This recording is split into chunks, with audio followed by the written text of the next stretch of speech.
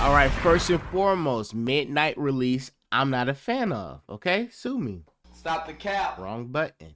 We got 9 p.m. releases for Agatha All Along. No one watched it in my world, so I didn't care, but I appreciate the sentiment. They gave us multiple episode drops when it comes to this show. But this midnight release, especially if you're living on the east coast of America, you throwing the vibes off, all right? Look at the sleepiness in my eyes. You're not giving them the best leg up. Moving on. What I do appreciate is the subtle winks of the MCU Spider-Man mixing in with this version of the Spider-Man. This is the same opening that we got in Captain America Civil War when we first meet Peter. So I like that vibe. That's kind of cool. I appreciate the effort. I do like this Aunt May. They just hold my dog, okay? Aunt May in the actual live action MCU didn't have crazy like Scarecrow. I forget what like, and it's called Scarecrow when like they got the wrinkles by the eyes. Just a little bit OD. I ain't gonna lie. It's a little bit OD, but I can rock with it. Okay, it's not the end of the world. Episode 1 was really just an introduction to the world, building out. These are the main places we will be. This is the world around it. These are the characters within it. I get the vibes. I'm rocking with it, okay? Now, what they did lie to us about. Yesterday, the voice of Peter Parker, Hudson Thomas, said his biggest fear that the show was going to be woke. And it was like, it wasn't. It's so well written. Stop the cap. It is well written, but it's a tad bit woke. Okay? It's a tad bit woke. It was unnecessary, which made me go down a rabbit hole and like, why is this the case? And I just think it's because the people who have the opportunity to work on these type of projects come from backgrounds that they feel like their voice need to be heard. So you gotta take the good with the bad in those situations. I do like the fact that they respect people with small attention spans and they got straight to work with this portal in the sky. This is where the spider comes from. In my head, this is like some Doctor Strange spider. Like, this is not the spider that I know, okay? For the simple fact this spider comes from this mysterious hole in the sky, and it does this weird scene that does this, all right? First off, I don't know what type of Venom symbiote this is, and I don't know what the heck Peter and Aunt May goal was. They could have been left, but they understood they needed the plot. Okay? They needed to stay on scene for Peter to get bit because they could have been pulled off.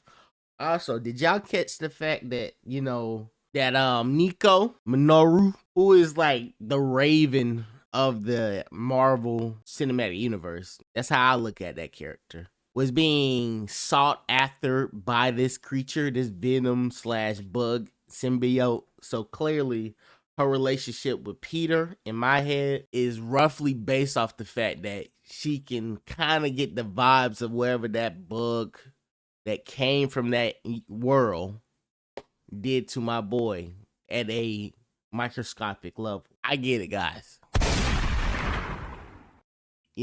This prep kid, New York NYC student Harry is a thorn in the behinds of people who are very tied to the original iterations of Spider-Man. I get the frustration because I was even looking at it like there was no need to push this character to this extent. They have to know that, the fan base gonna do too much when they come in contact with this character. In my head, they only did it for people to do what they're doing right now, which is blow everything out of proportion. Is he a little flamboyant at times? Yes. Is it the end of the world? No. Stop the cap. I'm just playing. I'm just hitting buttons. But yeah, I get it. I understand. What I do feel though, we got 3 seasons already confirmed of this show. So I don't think, my boy Harry or Norman gonna be too much in the limelight. It's too many villains in the rogue gallery of Peter for them to just stay on that character, especially when they actually feel the resistance of this online bubble beginning to pop. Now, my favorite part of this show is like the development of Peter. My boy got the web slinger, fire extinguisher in the background. Them things kept on his wrists. Eye goggles at work. This is everything I wanted the Tom Holland Spider-Man to be in his first movie, but you know, they jumped for it real quick with him.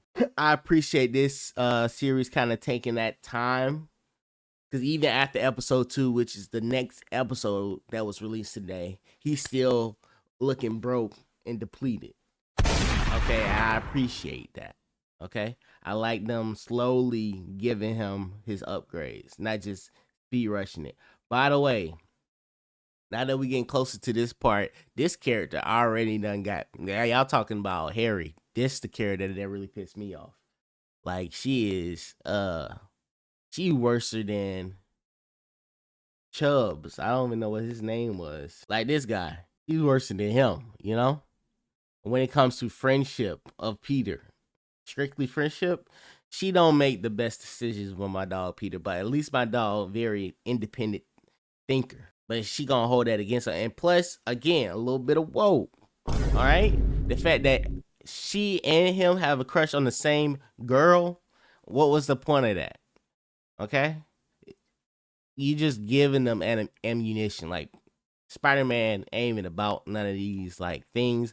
I understand the concept of they trying to like update it for the people, but is the people really watching it? That demographic, is they really big on Spider-Man? Come on now.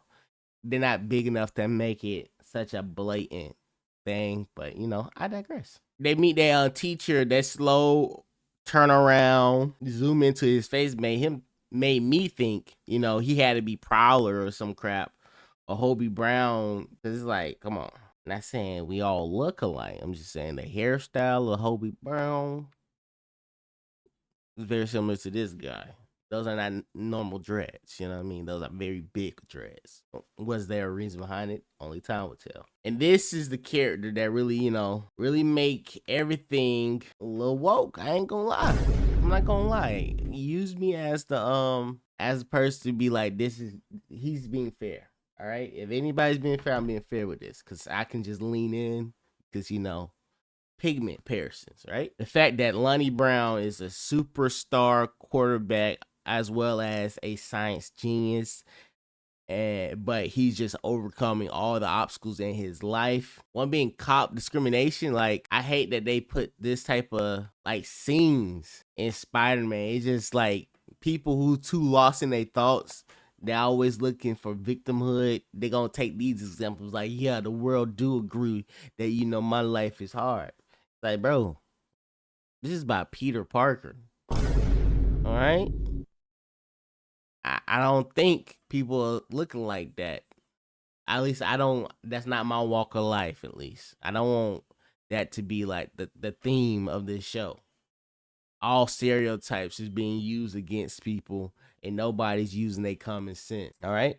And by the way, this man walking forever along to the house, and he's meted with all his family in the house, and he immediately starts talking about, oh, I'm about to start throwing out trash. Oh man, I looked up what's wrong with your car, and they said it's your alternator. I'm gonna get right on that after I throw out the trash. Why his pops is just at the crib telling his little brother like, hey man, you need to be more like Lonnie. You know what I'm saying? Can I go pick him up?